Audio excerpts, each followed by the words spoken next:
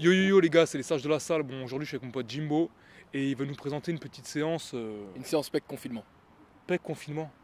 Et apparemment je suis obligé de la faire, ça casse les couilles mais vas-y on va y aller. Quoi? Aujourd'hui on est sage mais on n'est pas à la salle. On n'est pas à la salle, malheureusement ouais.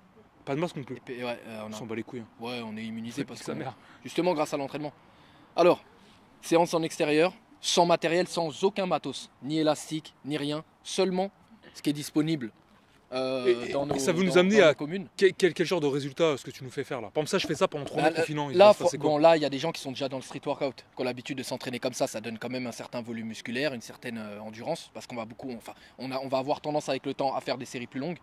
Donc là l'idéal c'est pour maintenir. C'est pour maintenir, pour ceux qui sont habitués à s'entraîner en salle, c'est pour se maintenir. Donc là, tu vends pas du rêve, parce que moi je m'attends à des gains de 4 kg dans les pecs, 5 kg dans les triceps. Soyons réalistes, sauf si vous avez des gilets lestés, des charges additionnelles, le poids du corps, ça a ses limites en termes d'hypertrophie. C'est-à-dire, personne n'est devenu bodybuilder de classe. Donc là, c'est vraiment déjà au mieux faire un peu de gain, comme moi qui est vraiment dans la zone basse, et toi, juste là, du maintien pour qui est dans la zone haute. Qu'on se le dise, il y a moyen d'avoir un super physique avec ça. Sauf que proportionnellement par rapport à la salle et les charges, moins de volume, moins de masse quoi. Ok. Après il y a quand même du volume, il y a beaucoup de congestion et tout hein, sur ce genre d'exercice. Bah, écoute, on va devoir congestionner, moi un peu moins, mais vas-y, on y va. C'est parti mec. Okay. Alors, premièrement, chiant mais obligatoire, échauffement. Ok. Alors moi j'aime bien commencer par étirement balistique. Parce que là on fait les pectoraux aujourd'hui. Donc là, hop, je vais tirer. Tu fais les épaules là. Fais sur les pecs. Balistique, donc je vais chercher, serrer lentement, écarter vite. Petit à petit, on accélère, on tire plus fort. Épaules. Bah ouais mec, nous les top de LM mec, on fait pas ce genre de conneries, on va direct là au charbon mon vieux. Dans différentes directions. Hein. Ça on fait 2-3 minutes. Tom, allez. Oui, j'arrive, c'est bon. Straight nigga. Allez. Ouais. Prends ton temps, tranquille. On va faire dips enchaînés avec des pompes. Des pompes surélevées. Donc, premier exo, c'est parti. On fait... Bon bah c'est à ce moment-là que je vais m'afficher. On va voir la différence entre un vrai pratiquant de musculation et un mec qui se branle. C'est parti. Mais non, mais... 1, 2, 3, 4, 5, 6, 7, 8, 9, 10, God 11, damn. 12, 13. On est jusqu'à demain là, je le sens. Et 15. Enchaîné. Tu transpires un peu là ou pas? De l'intérieur, avec des pompes. Ça sent le riz là, ça sent le Ça sent la cité. On va dire 15 aussi. Vas-y.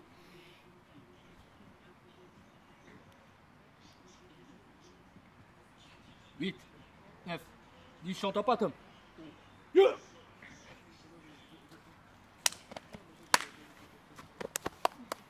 C'est comme ça qu'on fait les pompes dans la street mec. Donc là, on a fait 4 séries de ces deux exos. Par exemple, 15 dips, 15 pompes. Ça peut être 20 dips, 20 pompes. Ça peut être 30 dips, 10 pompes. Chacun fait comme il veut. Mec, c'est normal que je sente déjà la congestion là. Ouais. Je sens que... Ça s'appelle le sport. Non mais il fait le mec comme ça mais... franchement, pas mal hein. Moi j'aime bien. Tu fais le mec comme ça mais... Boxeur, pratiquant, lui il se fait passer pour un... Bah en musculation je suis une merguez. Surtout que je m'entraîne plus en musculation. C'est question d'entraînement et... Comment dire, et pour toutes les petites pédales là qui parlent sur internet, genre on fait pas le poids qu'on fait. Bah écoute là je fais 88 kg, je faisais 95 cet été. T'as perdu ça y est ? Ouais j'ai bien perdu ouais. Cool hein. T'as vu y'en a qui racontent n'importe quoi. Et regardez un peu moi ce Moi Jimbo, je sais, voir les triceps. Je sais pas combien je fais, je m'en ai rien à foutre. L'important c'est d'être performant. Bon ben on va rester sur 15. Allez peut-être 20. Moi un peu moins. Allez peut-être 20 là pour ambiancer la caméra. Compte Tom. Allez, 1, 2, 3, 4, 5, 6, 7, 8. Ah mais toi attends, tu vas trop vite toi. Tu vas beaucoup trop vite. Bon moi je pense que j'en ai fait 7 ou 8. T'as même pas l'air de forcer en fait, ça qui m'énerve. Tu forces quand même? Je suis comme les tailles, on laisse filtrer aucune émotion. Tu sais quand ça boxe là, ouais, des fois il prend le KO le mec alors que 2 minutes avant il avait l'air frais. 2 secondes avant ouais. Impassible. Ouais. On enchaîne avec, contrairement à tout à l'heure, les pompes c'était en hauteur.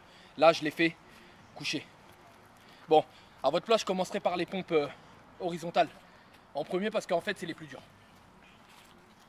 Donc dips, pompe horizontale. En premier, si vous voulez pouvoir finir la séance. Tom, tu comptes? Ouais. Tu suis mon rythme, hein?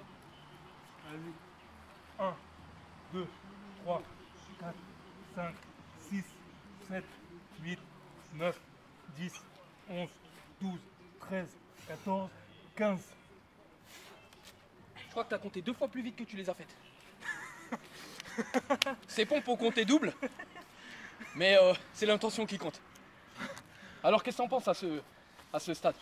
Bah écoute, moi, qui ai une condition physique pas irréprochable, franchement, c'est pas facile. Je propose encore 4 Surtout séries. d'enchaîner. 4 séries comme ça enchaînées. Alors, vous pouvez laisser un temps de latence entre Genre les le dips. temps une journée, une semaine, ça suffit, c'est bon ou pas? Vous pouvez laisser un temps de latence entre les dips et les pompes. Là, le but, c'est pas de... De se cramer? Je suis pas dogmatique, hein. Vous gérez vos séances comme vous voulez. Je veux pas être dogmatique. On va dire 2 minutes de repos. Au total, ça peut être plus. Moi, là-dessus, je laisse les gens Qu'est-ce que t'en penses, Nico? le soin de s'adapter. Eh. Ça va, ça fait stock. À la Michael Gundy, là. À la Barre barre, au en fait. front, French press, over the head, Non, pas barre au front. behind the head, Bon, on va vous montrer ça. behind the neck, Mets-toi en face. Behind the neck. behind the neck. Laissez descendre derrière la tête et de pousser le maximum avec les triceps. Hein. Juste de pousser le corps. Là, derrière la tête, je pousse. Allez, 3, 4, 5, 6, 7, 8, 9, 10. On va à combien? Encore, déjà. Vas-y, vas-y, continue, vas-y, t'es bon, t'es bon. On y va, on y va. On est tous les deux, vas-y. Vas-y, vas-y, c'est bon. Alors, je propose cet exercice hein, en fin de séance. Quoique ça peut être couplé avec les dips, hein, mais comme c'est de l'isolation, je préfère le faire à part en fin de séance. Des séries de... Ça dépend de votre état à la fin de la séance. 10, 12, 15. Ce sera difficile d'en faire plus. Alors, moi, je suis un niveau débutant, tu me conseilles de faire combien de séries? Alors, je te conseille... 3 exercices, Non, 3 moi je séries te conseille de faire le même nombre de séries, juste d'adapter les répétitions. Moins dur, quoi, moins intense. Et c'est en fait essayer de faire 10 séries sur les pecs. Et partout ailleurs, sur les gros muscles. Au moins 10 séries.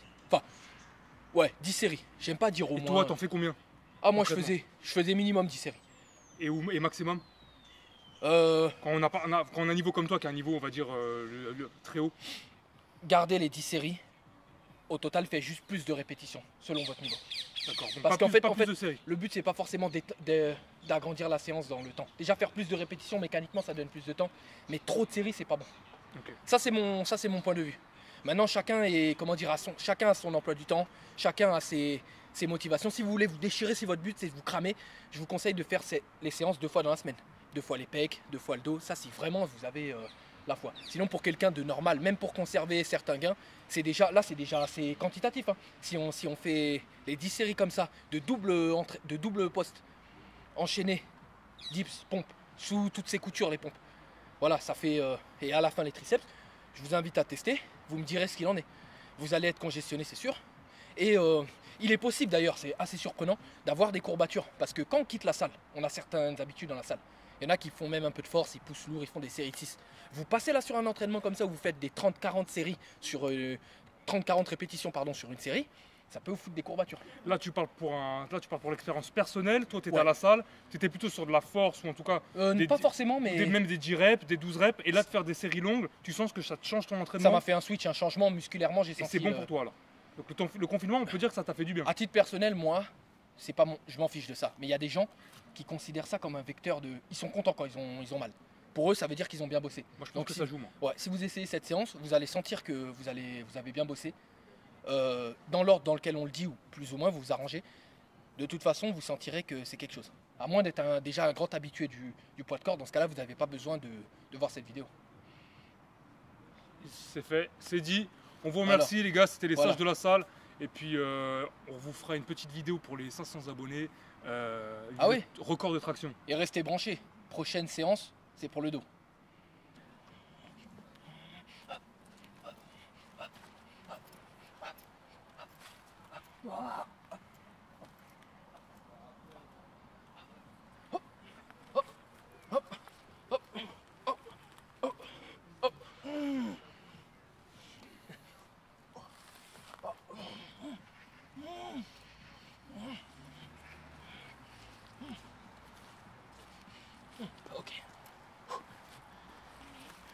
Donc Jimbo, tu es le coach de la salle où on s'entraîne. Ouais. Et tu es un des grands sages de la salle. Parle-nous un peu de ton parcours voilà, dans le sport. Alors, mes débuts en musculation. Sans matos, sans salle, à l'âge de 16 ans. Ça remonte quand même à loin, 2006. J'ai commencé en pompe. J'ai commencé par faire des pompes à l'âge de 16 ans à la maison. Aucun matériel, que des pompes et que des tractions à l'extérieur sur un échafaudage dans Paris 13e. J'ai commencé en fait à me tourner vers le parcours. Mais la partie préparation physique du parcours, c'est-à-dire monter les murs, faire tout ce qu'il faisait pour progresser. C'est comme ça que je m'y suis mis. J'ai pratiqué pendant quelques années comme ça, que du dehors. Footing dehors, entraînement dehors, à la maison et dehors après quand je voulais faire mon parcours. Alors, inscription en salle de muscu. Là, Tu pesais combien, tu mesurais combien en taille? alors je me rappelle qu'à une époque, aux alentours de 18 ans, je faisais la même taille qu'aujourd'hui, donc je fais 1m77. Et à l'époque, je pesais au plus fort 74 kg. Sec. Et j'avais pas le même rendu. J'étais moins sec. C'était moins sec. J'étais moins sec que après. Parce que la diète, c'était pas forcément trop ça. Mais j'ai jamais été rond. J'ai toujours gardé une ligne droite comme ça. Tu vois. Après, je me suis inscrit à la salle. Alors, fin 2010, inscription à la salle. Donc, 16 ans, je commence, sans matos, sans rien. Inscription à la salle, fin 2010, avec déjà une base, une bonne base. Parce que j'avais eu le temps de progresser en poids de corps, en street workout et compagnie. J'avais eu le temps de progresser, donc j'affichais déjà un début de... Comment dire de... J'avais déjà commencé à exploiter ma génétique. Donc, tu te rappelles, tu m'as connu quand j'ai commencé à la salle. Ça a vite... avec les poids, les charges, je suis rapidement... entre Mayonnaise guillemets, a pris tout de suite, même la- en faisant des choses pas forcément qualitatives. je n'avais pas de connaissances à l'époque. Je regardais sur internet, je me renseignais. Je me rappelle, j'ai découvert un peu les débuts de Superphysique, les exercices. De Rudy Et Koya, A Z exactement. de musculation, un truc comme ça, là, un mec qui montrait des exos. Donc je testais des choses, je faisais. Et comme on dit avec la muscu, quand vous avez la génétique, je faisais pas n'importe quoi, mais c'était pas structuré. Aussi bien que c'est la mode aujourd'hui. Je tiens à te donner une anecdote. Hein, première fois que je connaissais déjà Jimmy un peu de vue. Ouais. Et quand il est venu s'entraîner à la salle, moi j'avais déjà un certain âge. Et un jour, je vois Jimmy aux élévations latérales avec des haltères, qui n'étaient pas forcément des grosses Les haltères. vieilles haltères là. C'est ça. Et je me suis dit, putain, ce mec-là, on dirait un mini Phil Hills. C'est l'époque où Phil Hills était le grand champion de Olympia. Je ne savais même pas qui était Phil Hill, ça, cette époque. Et t'avais un look à la Phil Hills, des épaules très rondes, vascularisées, des stries sur les épaules. Et je me dis, le mec, il venait de commencer, ça faisait 2-3 mois qu'il était à la salle. J'étais en pleine jeunesse, Et en pleine j'avoue, explosion. T'avais 20 ans. J'avais 20 ans. Et c'est vrai que t'avais déjà un physique qui était incroyable. Alors les gens se rendent pas compte quand on te voit peut-être en caméra. Mais en vrai, c'est vrai que t'es très rond, t'es rond de partout, les muscles sont très ronds, La très longs. GoPro a une... comment on appelle ça? Une distorsion. D'accord. Donc c'est Olympiade, hein, la cité du 13e, où il y avait beaucoup de gens qui faisaient du parcours là-bas. Et C'est un nom prémonitoire alors. ouais, d'ailleurs, mon pote qui s'entraînait était fan de David Bell et des Yamakasi en fait. Et c'est comme ça que le parcours avait percé. Aujourd'hui, c'est tombé complètement en désuétude dans les oubliettes. Mais à l'époque, je me rappelle d'avoir vu un reportage sur les Yamakasi. J'étais en vacances en 2009 dans le sud, ou en 2008. Et je me rappelle que je m'étais dit, quand je rentre des vacances, je m'y mets. Parce que les mecs, ils avaient les physiques de street workout. C'est-à-dire qu'à l'époque, ça, c'était le top, quoi. C'est en gros sec, découpé, pec, tout ça. On les verrait aujourd'hui, on se dirait, mais en fait, ils sont pas terribles. Parce que, tu sais, nos standards ont évolué, tu vois. Donc, fin 2010, je m'inscris à la salle, je commence à m'entraîner dur. Je commence à m'entraîner, je commence à découvrir le milieu. Et pour la petite anecdote, il faut savoir que moi, à la base, quand je m'entraînais dehors, je me disais, la salle, ça m'intéresse pas. Parce que j'ai pas envie de faire du bodybuilding, tu vois. J'ai envie d'être fonctionnel, caveman. J'ai envie d'être avoir un physique de grimpeur, savoir faire des choses et tout. Donc la salle, j'avais des appréhensions. Je m'y suis mis. Ça a bien marché. Disons que j'ai eu une réponse physique immédiate que j'avais déjà à l'extérieur avec l'entraînement au poids de corps. Mais la salle, c'est les charges supplémentaires. Ça permet de vraiment se dépasser. Pour répondre à la question de est-ce qu'avec le street workout, je peux avoir le même niveau qu'en salle, je peux avoir de bons résultats, mais j'aurai pas la même recherche de prise de masse qu'en salle. Donc, les années passent, je m'entraîne, je découvre des choses, j'aime le squat, je m'intéresse au soulevé de terre, de loin. Au début, alors tu te rappelles ce qui caractérisait mes débuts, je faisais beaucoup d'isolation. Je faisais beaucoup de biceps, c'était mon point fort. Je faisais beaucoup de petits exos en fait. Je tiens à dire quand même que tu as énormément de points forts, hein, que ce soit les biceps, que ce soit les triceps, que ce soit les épaules, que ce soit les jambes, que ce soit J'avais un point fort, les un point faible fessiers. pec, hein, tu disais à l'époque. Bah, tu as toujours un peu un point fait de pec qui s'est quand même largement Franchement, rattrapé. si on me voyait là, je te dis que maintenant, limite, c'est devenu... T'as de sacrés pecs, oui, c'est sûr. Ouais, maintenant plus qu'avant. Donc, alors, en 2013, je rentre en formation du BPGEPS. Donc, c'est un peu cliché, mais moi, je m'intéressais pas du tout au courco. Donc, j'ai fait le BPGEPS mention D. Donc, haltère, forme, sur plateau, machin. BPGEPS, AGFF mention D. Donc, nous sommes en 2013-2014. Donc, c'est 2013-2014 la saison. Ça se termine. Je deviens coach. Je travaille. Je suis à droite, je suis à gauche. Je fais mes trucs, machin. Rappelle-nous ton Et on en est brevet aujourd'hui. de coach. Le BPGEPS, AGFF. C'est ça le truc. Donc maintenant, ceux qui veulent le faire, il est vraiment conseillé de faire une double mention. C'est-à-dire, si vous voulez maintenant travailler dans une salle, être coach, il y a beaucoup plus d'opportunités. Il faut vous mettre à la Zumba en fait.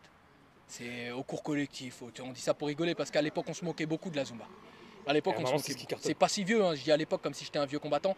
Bah non, je vais avoir mes 30 piges. Donc là, bon, j'ai bien roulé ma bosse en salle. Et j'ai toujours un peu esquivé le milieu du bodybuilding. Paradoxalement, j'y suis sans y être, tu vois, parce que je m'intéresse pas aux compétitions à titre de compétiteur. T'es beaucoup dans l'entraînement, tu t'entraînes Ouais. beaucoup. Par contre, t'es pas du tout dans la compétition, Non, je suis dans même... le match vu, dans Ouais, l'Instagram, dans le. Non, dans les non, réseaux moi sociaux. je suis un coach. Tu t'entraînes pour toi, quoi. Je fais que passer, j'ai envie de te dire. C'est-à-dire, j'ai même pas d'Insta, je suis pas trop. Cette chaîne, j'y suis parce que tu m'as chauffé à le faire et parce que j'ai la gouaille, tu vois. J'avais envie un peu des débats, des machins, mais j'ai rien à vendre. Je promotionne rien, j'ai pas de marque, j'ai pas de compte, il y en a même pas de code promo. Mais ça, on n'a même pas de code promo, rien du tout. Et donc voilà, ça c'est mon histoire. Bon, on te remercie, Jimmy. Ouais. Et puis tu nous feras le record de traction, enfin, ton record de traction Ah ouais, pour les 500 abonnés. Ça, tu nous le fais. Hein. Là, ce sera en live. En live Oh, et direct. tu penses en faire combien? Oh, la dernière fois, j'en ai fait 34, c'est ça en vidéo. Ouais, On a la vidéo, hein. D'ailleurs, je pense si je bats le record, on balancera la vidéo avec Ok. la nouvelle. Donc, record à battre 34. Faudra qu'on se mette d'accord sur la forme. Hein. Ok. Parce que faut passer le menton. Après, je vais me faire clasher un Il peu. faut qu'elle parce soit que- validée par de l'avier ou pas besoin? Ah, tu sais, moi, Tonton Fred, il va valider? Bon, il va valider. 34, franchement. ton il va frère, il valider. sera pas présent, donc Non. par Il la va- pensée. mais je pense qu'il va la regarder. J'espère. Oui, c'est sûr. Faut qu'on batte le record de vue de Tango là. Ouais. Ok. Et il faudra qu'on le convie. Ah, mais Tango, moi je compte le convier pour des combats de Eh, boxe, des entraînements, elle a- tout, moi. La partie 3 de Tango, elle est attendue comme l'album. Elle a attendu, ouais. Comme l'album de Dr. Dre. Ouais. Depuis 2009. C'est ça, bah écoute, l'entraînement avec Tango, on le fera incessamment sous peu. C'est surtout toi qui le feras, hein, non, parce mais que moi je pourrais faut pas qu'on suivre. guérisse du Covid avant. Ouais. Ah oui, toi tu peux pas le faire. Hein. Non. Je crois qu'à l'échauffement, il te largue. Tango, tu dois le battre. Un truc, à mon avis, c'est la course. À la course. À la course. Toi, Ouais. t'as la boxe aussi. Hein. À la boxe, À je la peux le boxe battre. Hein. Ouais, on verra, on Ouais, verra. si tu t'enfuis, J'ai dit pour les 1000 abonnés, je fais un combat de boxe entre Tango. Tango, tu le bats sur un grand ring. Très grand. Très grand. Mais dans un Sur placard. un parking. Dans un placard, je pense qu'il te Il me masse. compacte. Il me concasse. Il te concasse. Merci Jimbo.